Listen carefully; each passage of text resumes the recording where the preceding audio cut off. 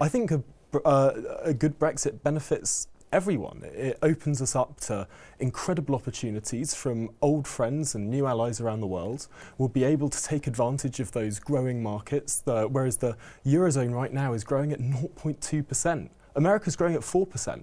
We know where we need to be in order to create the growth and the jobs and the opportunities of the future. And that's not trapping ourselves in little Europe. It's opening ourselves up to the big wide world. And it's something that we so desperately need to seize. This is an amazing opportunity. And it's so far too often in the media presented as this damage limitation exercise. Actually, if we step outside this box thinking of, oh, all change is always bad and anything that could deviate from the status quo that might have a little risk attached, like if we took no risks in life, where would we be? We would be stuck on our own little rainy island, and we'd have none of the amazing opportunities that we've been able to deliver throughout this country's history.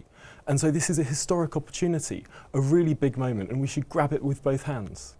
Yeah, I mean, just on all of that, we're trying to diagnose the Brexit vote as if it was about anything other than the EU. It was about X, Y, Z, financial crisis, whatever. Since the UK signed up to the Maastricht Treaty in 1992, there has been a really sizable Eurosceptic majority in this country who doesn't like the idea of signing up to an institution that unaccountably makes laws for us, that has its own flag and president and even a national anthem. This is an organisation that's marching towards some sort of quasi-statehood. And it's not something that people in this country want. We don't want European citizenship. You know, there is value in nation states that don't consist of 500 million people. You say that, but I think we look at the outcome of the referendum and the campaign that was done beforehand. No one's talking about leaving the single market, etc.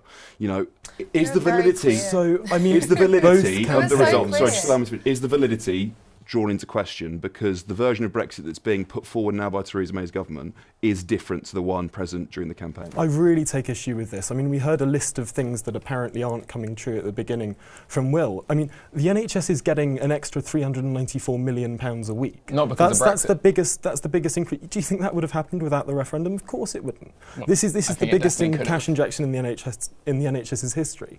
We heard from the Remain campaign before the vote that we'd have at least 500 million people unemployed, 500,000 people unemployed as a result of the vote. We heard that there'd be an immediate Brexit recession, an emergency budget. None of this happened.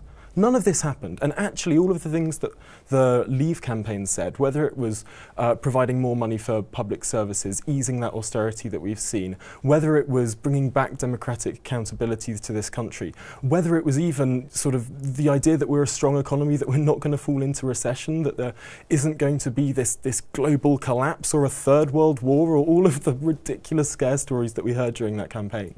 Actually, what we've seen is a remarkable media campaign trying to discredit the results. But really, when you look back at those debates throughout the referendum campaign, broadly what was said has happened.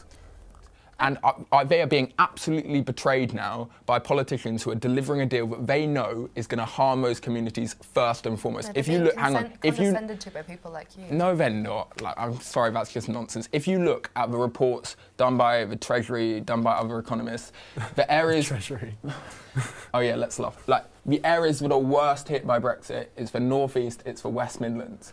These people the Treasury are the people that said there'd be 500,000 to 700,000 people unemployed as a result of Brexit. Look, actually, what's happened is So we the have the Leave campaign highest not telling unemployment. you either? you are gambling their futures on your own economic arrogance. Sorry, I think that is horrific. do these people have no sense of identity, no personhood, no ability to make up their own minds and make their own votes? Wales now backs Remain. The North East is now 50-50. Sorry, based on the same polls that said we'd remain in the first place. What, I mean, the come on. polls have been Really, what we're looking at now is a very Anglo-centric point of view. Sorry, guys, let's just let Tom make his point. This is an incredibly Anglo-centric point of view, saying that there are places in the UK that are deprived, there are places in the UK that are more hostile to migrants, and they voted to leave the EU. Actually, when we look at comparative studies with Europe, there are places in the southern Europe that are much, much more deprived than the UK, but actually more pro-EU. There are places that, I mean, the UK is one of the 3 most pro-migrant countries in Europe. I didn't say that. Really, sort of like miles ahead in terms of pro-diversity attitudes, and yet we're the most Eurosceptic country in Europe. I don't think this is the point. This is the point. Those people are not Eurosceptic. They voted for change. They voted for change. Sorry, people who voted to leave the EU are not Eurosceptic. I think this is some Tom, quite they aren't incredible Eurosceptic like you. They don't care here. about.